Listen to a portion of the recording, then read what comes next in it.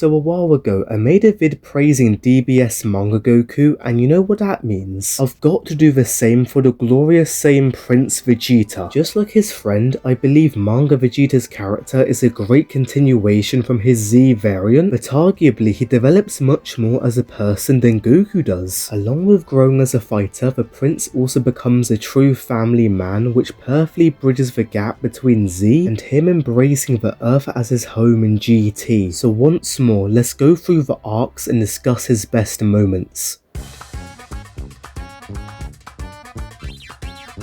Vegeta here does similar things to his anime version, like put Frost in a blender and verbally abuse Vegeta to knock him out of bounds. However, the way he bullied Kappa should have been on the big screen. When the Universe 6 Saiyan admits he can't transform, the Prince is enraged, slamming him in the gut, and once Vegeta lobs him to the sky, no word of a lie, this man proceeds to power up with a grin on his face and fires his literal ki at the soldier exactly like it did to Nappa. Look how gleeful Vegeta looked getting back into that Saiyan Saga persona. And also, can we talk about how the only two people he uses this move on are based on genuine cabbages? Anywho, the same story beats continue with Kappa unlocking Super Saiyan, Vegeta showing off blue to knock the pupils out of his student, and yes, the depressing loss the Prince received on his record thanks to Hit. The anime did him dirty though when Goku somehow did better against the assassin in his base form by the way, but in the manga, it's explained that Vegeta couldn't utilize even 10% of Super Saiyan Blue's power due to the form consuming too much energy from being activated numerous times per day. This reason makes way more sense why Vegeta was inferior to God Goku after using it against Kappa, and this meant Goku could perform the God Switch to Blue for the first time today, allowing for maximum power to be achieved during his fight with Hit. Thankfully, this isn't the last time we see the God Switch technique as demonstrated beautifully in the Goku Black arc.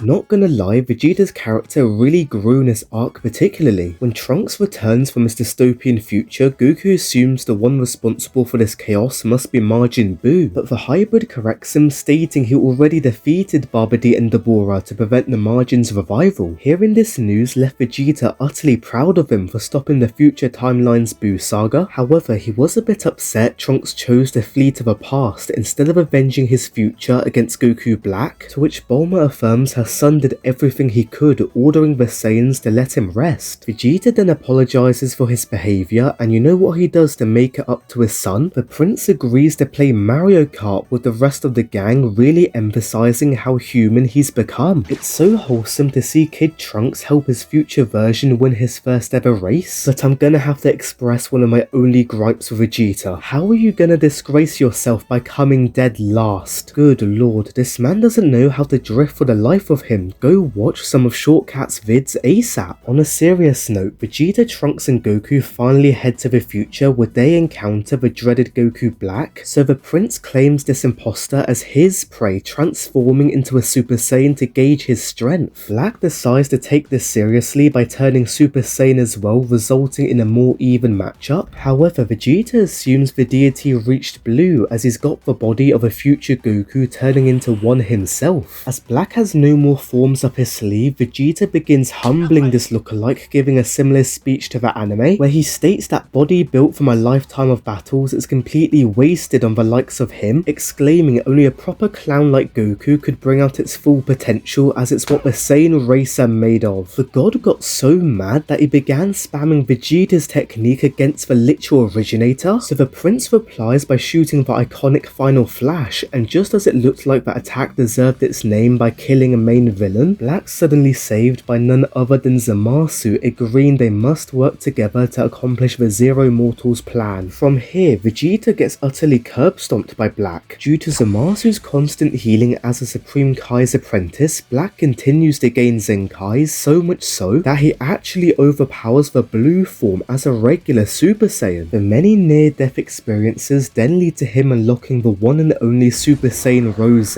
which is a deity's version of Super Saiyan Blue, and yes, it meant Vegeta got destroyed by this filthy strike and this kick to the chest, knocking him out stone cold. Our heroes have no choice but to leave Trunks behind whilst they return to the present with the time machine, and once he's healed up, Vegeta zooms off all the way to the lookout, vowing to murder that zesty doppelganger. After they complete the last touches of their training, the Saiyans head back to the future where round 2 of Vegeta vs Goku Black commences. The prince wastes no time in powering up, and for the people upset that Super Saiyan God was thrown to the wayside in the anime, fret not, cause the manga gave it justice by Vegeta unveiling said transformation looking divine as ever. Black's first reaction was to immediately hate, deeming it as a downgraded Super Saiyan form, so the prince makes him eat those words by launching the god through buildings, posing in front of the explosions Black made, and had him shivering post-dodge from that terrifying speed. Trunks is confused how his father's holding his own against Rose, so Goku notes that Blue may unleash a ton of power but can't be used for long in battle, unlike God, which is more balanced in comparison. Think of the form as a jack of all trades. He then tells Trunks to take a closer look, revealing that Vegeta's also switching to Blue just before he lands an attack, and the prince gives us a live demonstration where he approaches Black, transforms at the last second prior to slamming him in the jaw, and finally reverts to God to maintain agility. Goku describes the God switching technique as conserving all of Blue's power to release it all in one go, and as I showed you earlier, the Saiyan used this exact move during his fight with Hit. However, thanks to his time chamber training, Vegeta's able to rinse and repeat this without losing power, in contrast to Goku who could only perform it once. I honestly love it when Dragon Ball goes back to using tactics and intellect to overcome an opponent rather than pulling out new forms from the rear. As genius Vegeta was moving here, it sadly wasn't enough to prevent the birth of Fuse Zamasu. This final trump card turned the tide of battle again, where it went from Goku spinning like he'd been betrayed and trapped in a tumble dryer, to the Saiyans' lives being force choked out of them. Therefore, Shin feels their only chance of winning is the use of Batara, declaring the Saiyans would never lose after fusing into Vegito, but the prince reminds Goku he has no intention of combining bodies again. In addition, they choose to fight separately, with Goku going first, and as he's getting weaved by an arms folded Zamasu, Gozu notes victory's possible if only they could survive for just one more hour. It's revealed that Batara is only permanent if the Supreme Kai wears the earrings, which also doesn't apply to Zamasu as he's yet to be appointed, so Trunks offers to stall for time, forcing his father to demand him to stay put. This leads to a heartfelt but underrated conversation between Vegeta and Trunks, where the latter affirms he must keep everyone alive for both his parents' sakes. The hybrid explains that losing Vegeta early in his timeline made future Bulma lonely whilst raising him all by herself, but when Trunks returned after the Cell Saga, she never stopped asking questions about her husband, leaving Vegeta shook to the core. It turns out Bulma would have actually came to the past with Trunks if she wasn't unfortunately killed, but you wanna know why she wanted to? It wasn't merely to escape from Black, no, it was cause she cared more about seeing Vegeta again. The prince cries out his wife's name, and Trunks promises to never let her be sad anymore by ensuring his father makes it safely back home. Vegeta tells him to save those words for when he's become a fully grown warrior, and what makes this moment so powerful is that it's the main catalyst for him to eventually fuse with Goku, doing so entirely for the sake of his family. Vegito then asserts dominance on the other fusion in a multitude of ways, such as cutting both his hands off with the Spirit Sword, but sadly Vegito's sheer strength caused the Batara to destabilize, diffusing him back into Goku and Vegeta. Upon Trunks discovering healing powers as an apprentice of the deceased Shin in his timeline, the initial plan was to aid Vegeta by topping him back up to full. However, our Shin states he has to choose between healing his father and Goku, as Trunks can only restore the health of one person as strong as a Super Saiyan Blue. The hybrid locks in his choice of restoring Vegeta's HP, but just as he does so, the prince grabs his hand, confirming that Goku must be the one to be healed. True growth is in full display when Vegeta accepts his friend as the only person capable of going toe-to-toe with Zamasu, swallowing his sacred pride, and even goes out his way to bait the deity in going after him so that Goku gets the chance to be fully patched up. Give this man his flowers, cause he really let Zamasu pummel the ever-living life out of him with blood dripping everywhere, all in the name of his son's future. In the end, it was worth it for Goku to reach perfected Super Saiyan Blue, enabling him to fight Zamasu on even ground, until it was all for naught when the god began undergoing mitosis to overwhelm the Saiyan, being used for a passing drill. Once Vegeta witnessed his friend Mai and his son beaten to a pulp, he can't stand for this anymore, screaming with unyielding rage, and kicks Goku out of harm's way before putting all his strength into a full power Gamma Burst Flash. This move obliterated both Zamasu's, and when I say obliterated, I mean obliterated, because once the dust settles, Vegeta single-handedly torn the god into numerous limbs wiggling on the floor. Eventually, Zeno deals with Zamasu by erasing him completely from the timeline, and upon our heroes returning home, Bulma's first instinct is to hug her husband as tight as possible, causing him to blush like a tomato. However, the prince notices his wife tearing up, who's scared she may have lost him for good, and in that moment he adopts the same vow his son made earlier, that he'll do everything in his power to ensure Bulma is never sad again. Just like the Goku vid, I've talked so much about the Goku Black arc, symbolizing how great it is at developing the characters we know and love, so let's waddle on to the Tournament of Power.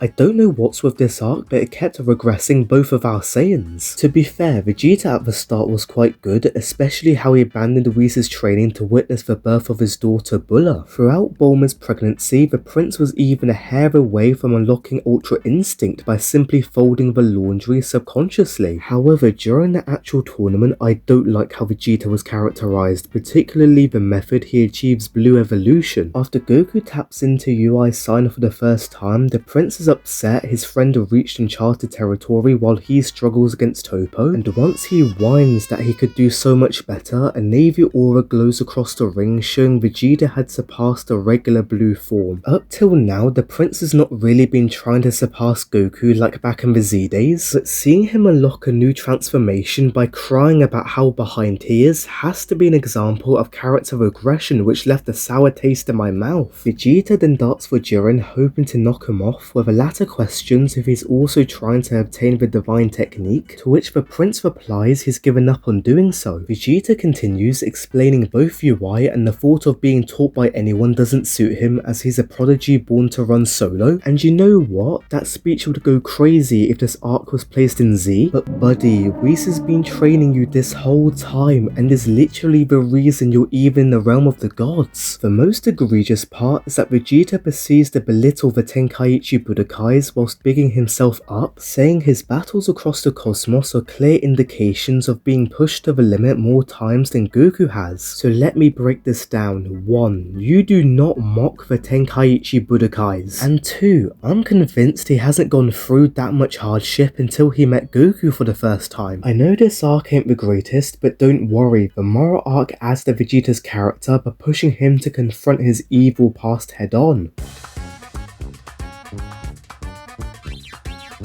So the previous arcs have been geared towards Vegeta as a proper family man, but this one's unique in which it forces him to face the heinous crimes he committed on Namek now as a complete person. For example, when Moro first arrives on the planet, he spots a child named Esker like it's Dragon Ball the Breakers and snatches him from the settlement to steal his energy. In the blink of an eye, Vegeta kicks the goat, releasing the Namekian from his clutches and carries him back to the village leader, where the prince feels remorse for the pain he inflicted on his people before, assuring that none more would die on his watch. Vegeta then goes through practically all the forms from Super Saiyan to Blue Evolution, baiting Moro and exposing what his wish would be, and just to sprinkle some finesse, the prince began skating on those lava streams to kick him square in the gut. I also love how Vegeta tried to mimic his ruthlessness from the Namek saga, where instead of using it to hurt the innocents, he chose to weaponize that trait of his to protect them. As beautiful it is to see him atone, it didn't stop Moro from disabling the Saiyans' transformations with his gimmicks and absorbing their precious energy to finally gain a six-pack. On the verge of death, the Namekians go in to save them, including Esker, who thanks Vegeta for his heroics by gradually restoring him, but upon realizing Moro can sense the Dragon Balls directly, the Saiyans must preemptively do battle with the goat again to defend the last Dragon Ball in their possession. Seconds before they leave, Vegeta grabs the attention of of the Namekian elder and queries what he thinks of him given that the prince murdered those Namekians all those years ago. The elder understood he was referring to the decimation of that one peaceful village and flat out says they've not forgotten his merciless carnage, to which Vegeta wonders if he holds a grudge then. However, the elder explains that brewing up hatred would be a foolish thing to do, as it would inevitably stir more conflict, because at the end of the day, the people of Namek only want to maintain the peace of their home, nothing more, nothing less. The fact their talk solely heightened the prince's desire to preserve the innocent planet as a top priority just puts a smile on my face, because firstly, it completes the full circle of his relationship with the Namekians from his dark days early Z to now the present as a kind-hearted person, and also it adds a whole different flavour to the character since these kinds of interactions are exclusive to this arc. Most of the ones that show Vegeta's progression are revolved around atoning for his sins related to Earth, rather than trying to redeem himself for the wrong he's done to other species across the galaxy. The Saiyans were a planet-conquering race after all, so it makes sense they'll delve into this side of Vegeta's growth. Next, we got to cover the prince's training on Yardrat. The moment Moro drains our heroes' energy thanks to freeing the galactic prison's convicts with the wish, Vegeta refuses to flee with instant transmission as the Saiyans are a warrior race that don't rely on fancy magic tricks, and books it to Iriko's ship where he demands a patrolman to take him to Yardrat, the planet with said fancy magic tricks. It does sound like a contradiction, but he's only doing this to avenge the Namekians, resorting to any method necessary even if it's something he's not fond of. Once they arrive, the inhabitants greet Vegeta where both them and the elder Paibara mistake Iriko for the Saiyan. Like brother, no way Goku described him to everyone as the petite of all Saiyans. Anywho, Paibara demonstrates a variety of abilities that can be used after learning spirit control, which entices Vegeta, and going against his tournament version who was insistent on running solo, the prince agrees to learn under the elder's tutelage, finding it difficult to balance his mind and body. Over time, Vegeta's able to polish his spirit far quicker and refined than Goku could, but before they could continue, the planet suddenly invaded by Moro's minions who are hoping to prep Yardrat for the arrival of their goat. When the prince jumps on the scene, a convict named Yuzun is seconds from pulling out the phone. However, as the former's about to destroy it, he mistakenly made a beam so powerful that it didn't just eviscerate the phone, but the entire city along with it. Honing spirit control gave Vegeta the confidence to then style on the criminals before Yuzun became his monster form, where the prince felt nothing but sheer nostalgia from his encounter with Zarbon. Do we really need to talk about their one-sided battle? It simply showcased how mastering spirit control enabled him to excel at both offense and defense without any problems. The prince was then gonna spare the convict's life just like his friend would until Yuzun mentions Earth is next on the menu, but depressingly for him, the criminal did not live another day thanks to his own attack. Now understanding he's on limited time, Vegeta demands the elder to teach him a move excluding instant transmission to put down the tyrant, so he gets back to work where eventually the prince succeeds in mastering the required ability to win. Finally, he thanks Paibara for the grueling training, to which the elder congratulates his student for putting in the hard yards, before handing Vegeta his armor back, and in one of the coldest pull-ups, the prince performs instant transmission to finally return to Earth right in front of Goku. Trust me, when this is animated 40 years from now, there'll be countless edits of this one scene. Anywho, Vegeta literally tells the tyrant to get a refund on that facelift and revs up to Blue Evolution, charging straight for him. From the outside, it looked as if he was blowing his own trumpet, with Moro more annoyed if anything, until gradually the goat begins to tire from each blow received, and that's when Vegeta lands a kick to his hip, now with energy leaking out of him. This leakage is the result of the Yardratian technique Force Spirit Fission, with its main purpose being to split things apart that have been combined via fusion or absorption. All of Moro's stolen energy gathers in the sky, so thanks to his training, Vegeta's able to return that precious life force back to their original owners across the galaxy, including the inhabitants of New Namek, to effectively atone for his crimes towards them before. It gets to the point where Moro grew his beard back from all that spirit loss, and as he questions if the prince believes hell is waiting for him, Vegeta responds, certain that he'll end up there too, thinking that even after all the good he's done in the universe, at the end of the day he's a villain too. I kinda get get Vegeta's mindset here. He's too fixated on all the evil he's committed in the past and assumes that the stacked up sins are too much to redeem from, that no matter what the prince does to better the world, he can never make up for his dark beginnings. I doubt it's impossible, because remember back in the Buu saga when the wish was made at the end to revive all the good people killed? Yeah, Vegeta counted as part of the wish too, removing his halo, and he's done so much in Super to add on to that list of good deeds. Maybe he's too swallowed up in his guilt to realise that. Lastly for this arc, I'll quickly mention the final fight with Planet Morrow. Everyone's giving credit to Goku and Oob for defeating the Tyrant, but what about Vegeta? He performed Force Spirit Fission in reverse to funnel all the Z Fighters' energy along with Oob's Divine Spirit into his friend, to even turn Ultra Instinct again and make a Susanoo to hold Morrow still in the first place. The Yardrat training wasn't wasted after all, and arguably Vegeta deserves an MVP award for that contribution alone. Now let's finish up by dissecting the Granolah arc.